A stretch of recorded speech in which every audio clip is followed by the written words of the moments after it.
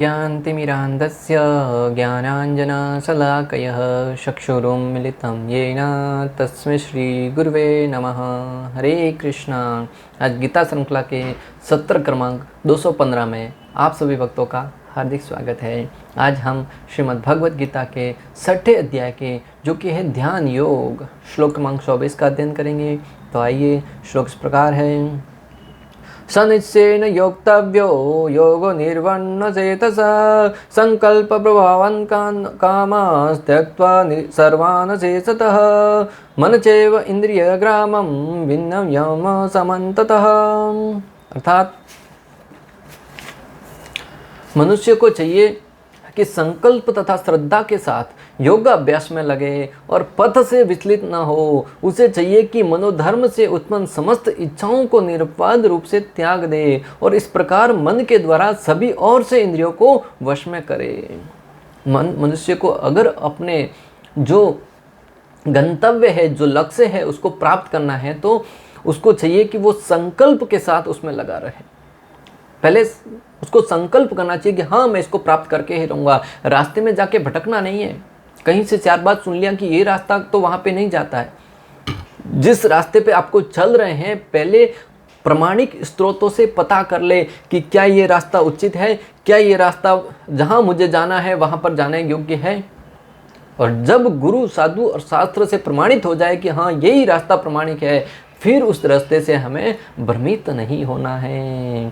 श्रद्धा के साथ योगाभ्यास में लगे रहें। और जब गुरु ने बताया है कि हमें ये रास्ता भगवत धाम तक लेके जाएगा, तो उसमें गुरु में श्रद्धा होनी चाहिए कि जो कार्य मैं कर रहा हूँ वो प्रमाणिक है। जब तक श्रद्धा नहीं होगी तब तक व्यक्ति उसको प्राप्त नहीं कर पाएगा। क्यों?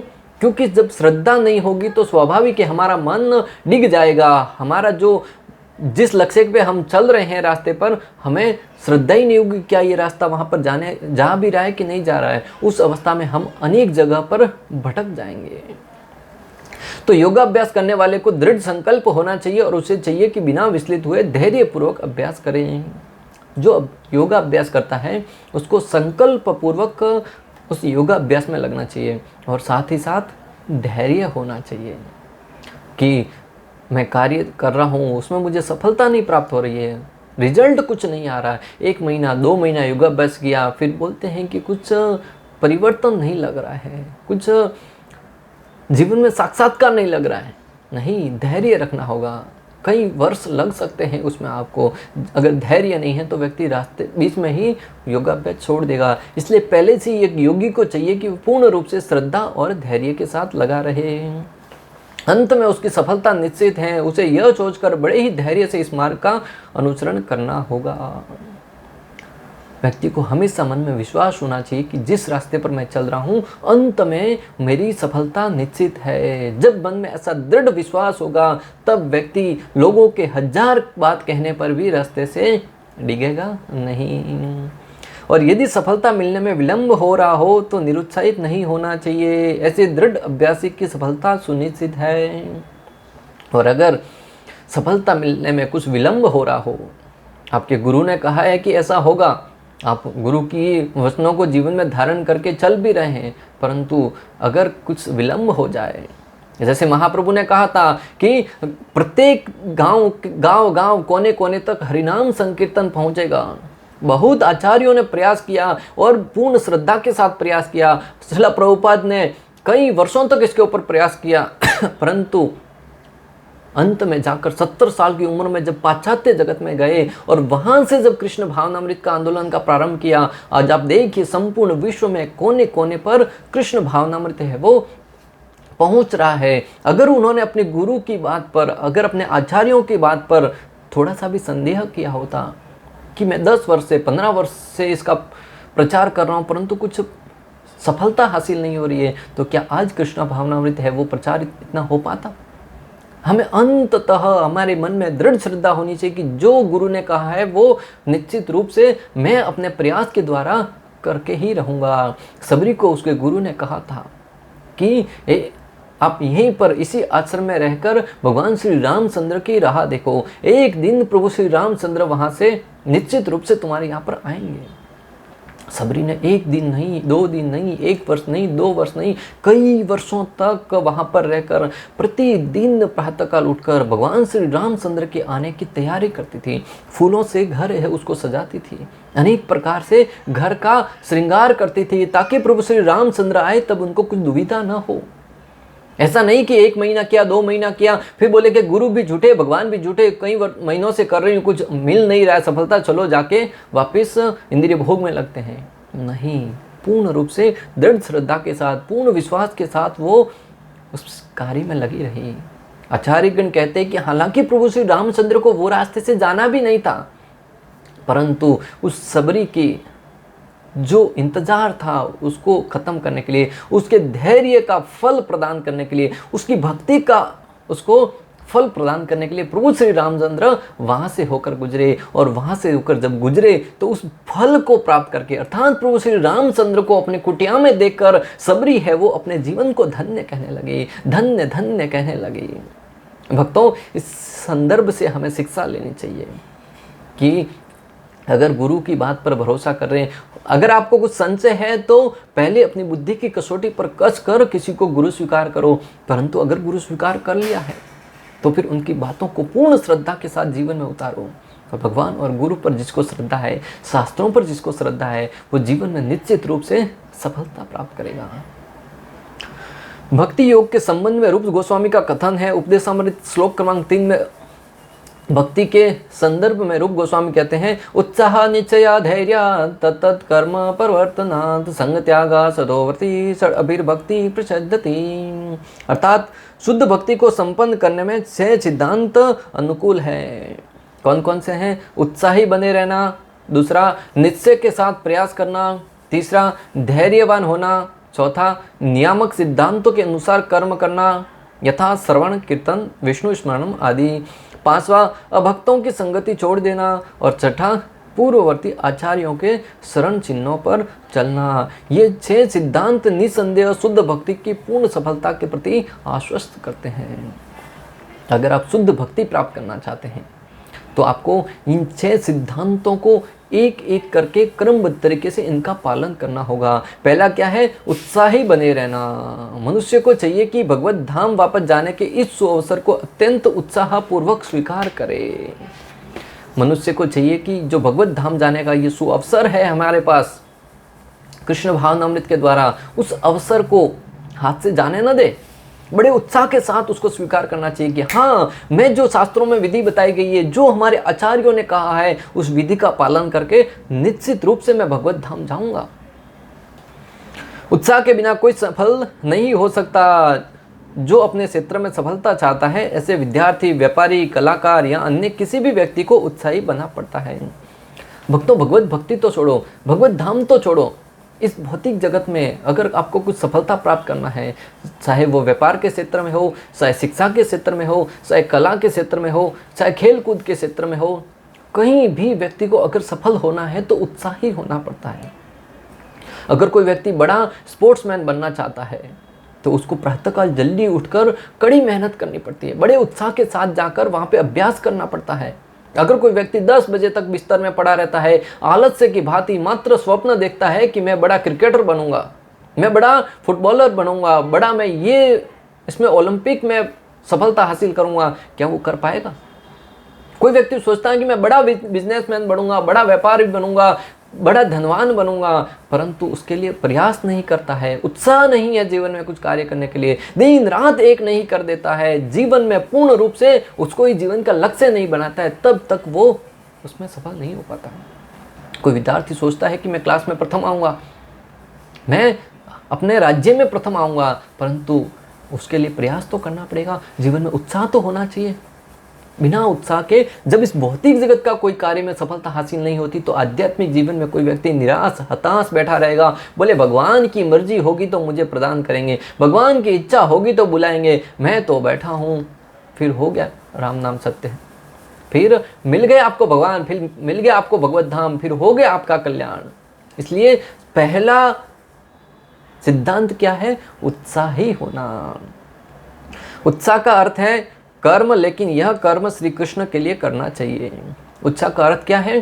कर्म करना, परंतु कर्म कौन सा? कृष्ण भावना भावित कर्म। भौतिक जगत का कर्म करोगे बंधन में बन जाओगे, अगर कृष्ण भावना भावित कर्म करोगे बंधनों को तोड़कर मुक्त हो जाओगे। कृष्ण भावनामृत में बुद्धिपूर्वक किया गया प्रयास उत्साह कहलाता है। उत्साह की परिभाषा क्या है? कृष्ण भावनामृत में उत्साह पूर्वक किया गया कर्म उत्साह कहलाता है। कृष्ण भावनामृत में जब हम उत्साह पूर्वक अर्थात बुद्धिपूर्वक, बुद्धि के साथ कि हमारा लक्ष्य क्या है, जीवन में प्राप्त क्या करना है, कैसे करना है, आचार्यों ने क्या कहा है, बुद्धिपूर्वक जब कोई उत्साह के साथ कर्म करता है तो उसे उत्साह कहते हैं। निश्चय के साथ प्रयास, दूसरा है निश्चय के साथ प्रयास। जहाँ तक संकल्प की बात है, मनुष्य को चाहिए कि उस गौरैया का आदर्श ग्रहण करे जिनके सारे अंडे समुद्र की लहर में मग्न हो गए थे। जहाँ तक संकल्प की बात है भक्तों, हमें दृढ़ संकल्प होना चाहिए कि मैं ये प्राप्त करके ही रहूँगा, भले दुनिया उलट पुलट क्यों ना हो जाए, भले आसमान है वो मेरे पर सर पर क्यों ना गिर जाए, परंतु मैं इसको प्राप्त करके रहूँगा। जब व्यक्ति के मन में, हृदय में ऐसा दृढ़ संकल्प होगा ना, उसकी सफलता ध्रुव है। आचार्यगण दृष्टांत देते, एक गौरैया था, उसने समुद्र के किनारे पर अपने अंडे दिए। वहाँ पर अंडे दिए तो समुद्र की एक लहर आई और वो अंडों को समाहित करके अपने जल के साथ समुद्र में लेके गई। वो गौरैया थी, वो क्रोधित हो गई, समुद्र को ललकारते हुए कहने लगी कि तुम मुझे मेरे अंडे वापस लौटाते हो कि मैं तुम्हारा सारा का सारा जल है वो सुखाकर भस्म कर दूंगी। समुद्र अभी छोटी सी गौरैया की कौन सुनेगा, समुद्र ने उसकी तरफ ध्यान भी नहीं दिया। तब वो गौरैया है वो प्रयास करने लगी, अपनी सोच में थोड़ा सा जल उठाकर, अपने मुख में जल उठाकर बाहर फेंकने लगी, इस प्रयास से कि मैं समुद्र के सारे जल को समाप्त कर दूंगी, बाहर उड़ेल कर। क्या कभी एक छोटी सी नन्हा सा जीव ये करने में सफल हो पाएगा? सारे के सारे प्राणी थे वो उसका उपहास उड़ाने लगे। सब लोग देखकर हंस रहे थे कि इसने इतना बड़ा संकल्प किया है, अपनी औकात तो देख लेती कम से कम। मुंह में इतना सा जल आता है और कहती है कि मैं समुद्र को सुखा दूंगी। परंतु भक्तों, उसके दृढ़ संकल्प की तरफ ध्यान दीजिए। जब उसके दृढ़ संकल्प के बारे में चारों दिशाओं में चर्चा होने लगी, लोग उसके बारे में हंसी मजाक उड़ाने लगे, कोई उसकी प्रशंसा कर रहा था, ये बात घूमते घूमते भगवान श्री विष्णु के वाहन गरुड़ जी तक पहुंची। गरुड़ जी है वो पक्षियों के राजा हैं, समस्त पक्षियों के राजा हैं। गरुड़ जी ने देखा कि मेरी नन्ही सी बहन है, उसके अंडे समुद्र ने सुरा लिए हैं और वो इस दृढ़ संकल्प के साथ मेहनत कर रही है, तो मुझे उसका निश्चित रूप से साथ देना चाहिए। गरुड़ जी आए उस स्थान पर, उन्होंने समुद्र को ललकारते हुए कहा कि तुम इसके जो अंडे हैं उसको लौटा दो, नहीं तो मैं तुम्हारा जल है वो सारा का सारा जलाकर भस्म कर दूंगा। समुद्र देव गरुड़ जी को देखकर भयभीत हो गया और हाथ जोड़े खड़ा हुआ और अंडों को लेकर आकर उसको प्रदान किया। इस कहानी से क्या शिक्षा मिलती है कि उसका दृढ़ संकल्प था कि उसने अपने बच्चों को प्राप्त करने में हम दृढ़ संकल्पी रही। आप और हम होते तो आप भक्तों, हम गिव अप कर देते, हम छोड़ देते कि जाने दो, अभी यहाँ से कुछ प्राप्त होने का चांस है क्या? नहीं है। परंतु इस कहानी से हमें शिक्षा लेनी चाहिए कि भले उसने वहाँ पे अपने प्रयास को हमेशा लगा के रखा, उसी भांति हमें भी अपने क्षेत्र में जहाँ कहीं भी हम लगे हुए हैं, भले वो लक्ष्य असंभव सा प्रतीत हो, परंतु अगर शास्त्रों में प्रमाणित है, गुरु ने कहा है, तो निश्चित रूप से प्राप्त होगा। उस लक्ष्य पर हमें अडिग रहकर दृढ़ निश्चय के साथ लगे रहना चाहिए। इसी प्रकार योग विशेषतया कृष्ण भावनामृत में भक्ति योग अत्यंत दुष्कर प्रतीत हो सकता है, किंतु जो कोई संकल्प के साथ नियमों का पालन करता है, भगवान निश्चित रूप से उसकी सहायता करते हैं, क्योंकि जो अपनी सहायता आप करते हैं, भगवान उनकी सहायता करते हैं। उस गौरैया की भांति हमें भी अपने योग क्षेत्र में, कृष्ण भावनामृत में, अपने जो लक्ष्य है वो भले बहुत ही कठिन लगे, परंतु अथक प्रयास के साथ, अपनी मेहनत के साथ, उत्साह के साथ उस लक्ष्य को प्राप्त करने में लगे रहिए। एक न एक दिन आप प्रयास के द्वारा उस लक्ष्य को प्राप्त कर लेंगे। अगर आपकी क्षमता के अनुसार आप प्राप्त नहीं भी करते, तो आपके प्रयास को देखकर, उस गौरैया को प्रयास को देखकर, जैसे गरुड़ जी आए उसकी सहायता करने के लिए, उसी भांति आपके प्रयास को देखकर आपके गुरु महाराज, आचार्य, यहाँ तक कि स्वयं श्री कृष्ण आपकी सहायता करेंगे। जब कोई व्यक्ति अपनी सहायता स्वयं करने का प्रयास करता है ना, तब उसकी सहायता भगवान भी करते हैं। वरना हम कुछ करने के लिए देखेंगे नहीं, करने का प्रयास ही नहीं करेंगे, तो सहायता कौन करेगा? जो वीर पुरुष होते हैं उसका जीत भी उनका साथ देती है। भगवान भी वीर पुरुषों का साथ देते हैं। जो व्यक्ति कर्म करता है, अपने मेहनत करता है। तीसरा है धैर्यवान होना। निर्बंध कृष्ण संबंधे युक्त वैराग्यम उच्यते। भक्ति को संपन्न करना निष्क्रिय ध्यान नहीं अपितु आध्यात्मिक जीवन की पूर्व भूमिका में व्यवहारिक कर्म है। धैर्यवान होना, धैर्य के साथ किसी भी कार्य में लगे रहना। अपने जीवन में निराश हताश नहीं होना है कि कुछ समय में प्राप्त नहीं हुआ तो निराश हो गए, नहीं, हमें धैर्य के साथ उस कार्य में लगे रहना है। ये सारे कार्यकलाप धैर्यपूर्वक संपन्न करने चाहिए। कृष्ण भावनामृत में मनुष्य को अधीर नहीं होना चाहिए। सारे के सारे कार्य हो धैर्यपूर्वक करना चाहिए। कृष्ण भावनामृत में व्यक्ति को अधीर नहीं होना चाहिए, अर्थात हताश निराश नहीं होना चाहिए। आचार्यगण दृष्टांत देते हैं कि जिस प्रकार एक नई नवेली बहू आती है, वो शादी होते ही अगर वो चाहे कि मुझे पुत्र प्राप्त हो जाए, तो क्या पुत्र प्राप्त होगा? उसकी कुछ विधि है, अपने पति के प्रति समर्पित होना होगा, प्रयास करना होगा। कुछ समय के उपरांत जो विधि है 9 महीने के उपरांत, तब उनको बच्चा प्राप्त होगा। अगर कोई बहू कहे नहीं मुझे तो आज ही पुत्र चाहिए, तो क्या ये संभव है? उसी भांति भक्ति में भी आपको सफलता प्राप्त करने के लिए धैर्य के साथ जिस प्रकार वो पत्नी अपने पति की सेवा निष्ठा के साथ करती है, उसके हर एक कार्य में सहयोग करते हुए जब वो समय बीतता है तब उसको पुत्र प्राप्त होता है। उसी भांति एक साधक को भी धैर्य के साथ निष्ठा के साथ उत्साह के साथ अपने कार्य में लगा रहेगा, भक्ति कार्य में लगा रहेगा, तब निश्चित रूप से सफलता प्राप्त होगी। चौथा है नियामक सिद्धांतों के अनुसार कर्म करना। जैसा कि पहले बताया जा चुका है, मनुष्य को विधि विधानों को संपन्न करने में आलस्य नहीं करना चाहिए। अनेक प्रकार के नियम सिद्धांत बताए गए हैं, ये करना है, ये नहीं करना है, ये करना है, ये नहीं करना है। जो उन नियमों का पालन करेगा, नियम क्या है, क्या नहीं करना है और क्या करना है।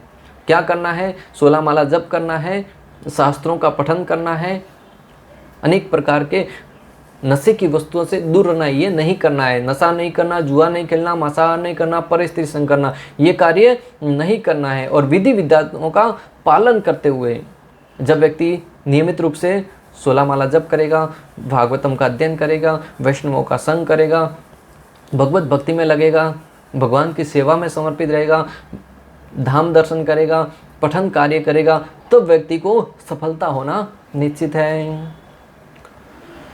5वां है संग त्यागा। भक्ति में सफलता के लिए मनुष्य को अवांछित लोगों की संगति त्याग देनी होगी। भक्ति में सफलता प्राप्त करने के लिए जो अवांछित संग है, जिससे हमारी चेतना दूषित होती है, उस संग को त्यागना होगा। असत संग से यहाँ पे तात्पर्य है कि जो भी आपको कृष्ण भावनामृत में विचलित करता है, आपको कृष्ण भावनामृत के रास्ते से हटाने का प्रयास करता है, आपके मन को दूषित करता है, आपकी चेतना को दूषित करता है, उसका संग नहीं करना। कहने का तात्पर्य यह है कि कृष्ण भावनामृत से संबंधित ही कार्य करना, यह है संग त्यागा। असत संग त्याग यही वैष्णव आचार। महाप्रभु कहते हैं कि असत संग त्याग यही वैष्णव आचार। वैष्णव वह है जो संसारी लोगों या अभक्तों की संगति छोड़ देता है। 6 है पूर्ववर्ती आचार्यों के शरण चिन्हों पर चलना। पूर्ववर्ती आचार्य जो हमारे गुरु परंपरा में आए हैं आचार्य, उनके पद चिन्हों पर चलना, अर्थात उन्होंने जो शिक्षा प्रदान करी है, जो ज्ञान प्रदान किया है, उनके आदर्शों को जीवन में धारण करते हुए, उनके निर्देशों का पालन करते हुए जब व्यक्ति जीवन में प्रयास करेगा तो व्यक्ति को कहा गया है पूर्ववर्ती आचार्यों के चरण चिन्हों पर चलना। तांदेर चरण जेवी भक्तम सेवाच। मनुष्य को शुद्ध भक्तों के संग में रहना चाहिए, अर्थात जो शुद्ध भक्त हैं। कई बार हम सोचते हैं कि हम अपनी शक्ति से, अपने सामर्थ्य से किसी को लक्ष्य को प्राप्त नहीं कर पाते, लक्ष्य को प्राप्त करने में सक्षम नहीं है, परंतु आप निरंतर जो उस कार्य में उन्नत हैं, जिस भक्तों ने भक्ति में प्रगति करी है, उनके सानिध्य में रहिए, उनके आदर्शों का पालन कीजिए, उनके दिशा निर्देश में कार्य कीजिए। धीरे धीरे सन्ने सन्ने आपको भी सफलता मिलना प्रारंभ होगी। और पूर्ववर्ती आचार्यों षड गोस्वामियों द्वारा निर्धारित किए गए विधि विधानों का पालन करना चाहिए। जो षड गोस्वामियों ने निर्देश दिए हैं अनेक प्रकार के साधन, अनेक प्रकार की पुस्तकों के द्वारा, जैसे उपदेशामृत है, भक्ति रसामृत सिंधु है, श्रीमद् भागवतम है, श्रीमद् भगवद गीता का संकलन करके सरल विधि में हमें प्रदान किया है। उन शास्त्रों का पठन करके, उनके नियमों का पालन करके जब हम भक्ति में निष्ठा के साथ लगे रहेंगे, निश्चित रूप से हमें सफलता मिलेगी। भगवान की भक्ति में व्यस्तता ही जीवन का प्राण तथा आत्मा है। भगवान की भक्ति में व्यस्तता अर्थात भक्ति में लगे रहना ही जीवन का लक्ष्य है, और जीवन का प्राण तथा आत्मा दोनों क्या है? भगवत भक्ति में निरंतर लगे रहना। यही वांछित लक्ष्य है और मनुष्य को जीवन की परम सिद्धि है। और यही वांछित लक्ष्य है और जीवन की परम सिद्धि भी यही है, भक्ति प्राप्त करना। यहाँ तक कि जो शुद्ध भक्त हैं वो तो भगवान से प्रार्थना करते हुए कहते हैं कि भले तुम मुझे एक कीड़ा मकोड़ा बना देना, परंतु भक्त के घर पे बनाना। तो भक्त है वो जो उशिष्ट खाकर फेंकेगा वो मैं स्वीकार कर पाऊंगा। ये न के न प्रकारे न, अगर आप मेरे को एक घास का तिनका भी बना देंगे, परंतु वृंदावन के गार्डन में बनाना, ताकि वहाँ पर जब भक्तगण चलेंगे, राधा रानी चलेगी, गोपियाँ चलेगी, तो वो मेरे ऊपर पाँव रखेगी, उनके शरणों की रज से मैं शुद्ध हो जाऊंगा। ये है भक्तों का भाव कि मुझे भले नरक में वास दे या फिर स्वर्ग में रखे, कहीं भी रखे, परंतु भक्ति से मुझे विलख नहीं करना। वो सर्वश्रेष्ठ वैष्णव है। मनुष्य को विश्वास रखना चाहिए कि भक्ति के अतिरिक्त सारे कार्यकलाप यथा मानसिक तर्क, सकाम कर्म या भौतिक प्रयास कभी भी कोई स्थायी लाभ देने वाले नहीं हैं। मनुष्य को पूर्ण श्रद्धा और पूर्ण विश्वास होना चाहिए कि भक्ति के अलावा कोई तर्क शास्त्र है, कोई ज्ञान शास्त्र है या कोई भी कार्य आपको मनोवांछित फल प्रदान नहीं करेगा, आपको जीवन में कोई स्थायी लाभ प्रदान नहीं करेगा। आप थोड़ा बहुत धन कमा लेंगे, जीवन में आनंद का भोग कर पाएंगे, इंद्रिय भोग कर पाएंगे, परंतु वो वास्तविक आनंद नहीं देगा। जैसे ही धन खत्म होगा, आप वापस उसे प्राप्त करने की इच्छा होगी, आपके पास धन होगा, उस अवस्था में भी किसी और सुख की आशा मन में बनी रहेगी। परंतु जिसको भगवत भक्ति प्राप्त हो जाती है वह व्यक्ति आत्मतुष्ट हो जाता है। श्रीमद् भागवतम के 7वें स्कंद में कहा गया है, मनुष्य को भलीभांति आश्वस्त हो जाना चाहिए कि जिन लोगों ने अन्य प्रयोजनों के लिए कठिन तपस्या करने के उद्देश्य से भक्ति का परित्याग किया है, वे भले ही लाख उच्चतर तपस्याएं करे, लेकिन उनके मन शुद्ध नहीं होते, क्योंकि उन्हें भगवान की दिव्य प्रेम में सेवा के विषय में कोई जानकारी नहीं होती। श्रीमद् भागवतम के 7वें स्कंद में वर्णन आता है कि भले कोई भक्त भक्ति छोड़कर किसी अन्य प्रयोजन के उद्देश्य से अनेक प्रकार की तपस्या करने लगता है, अनेक प्रकार की साधना करने लगता है, उसको लगता है कि मैं सर्वश्रेष्ठ तपस्या कर रहा हूँ, परंतु उस अवस्था में वह व्यक्ति भक्ति को छोड़कर सुखी नहीं रह पाएगा। वह व्यक्ति अपने जीवन का बहुत बड़ा अहित करता हुआ प्रतीत होता है, वो अपने आप को सबसे बड़ा धोखा देता हुआ प्रतीत हो रहा है। श्रीमद् भागवतम में इसका प्रमाण आता है कि भगवान की दिव्य प्रेममयी सेवा के विषय में कोई जानकारी नहीं है। जिस व्यक्ति को भगवान की दिव्य प्रेममयी सेवा में जानकारी नहीं होती, वही व्यक्ति ऐसा निर्णय ले सकता है, अर्थात भक्ति को छोड़कर किसी और कार्य में लगना, भक्ति को छोड़कर चिंतन में लगना, भक्ति को छोड़कर तपस्या में लगना, भक्ति को छोड़कर भौतिक भोगों में लगना, यह व्यक्ति अपने आत्महत्या करने के बराबर है।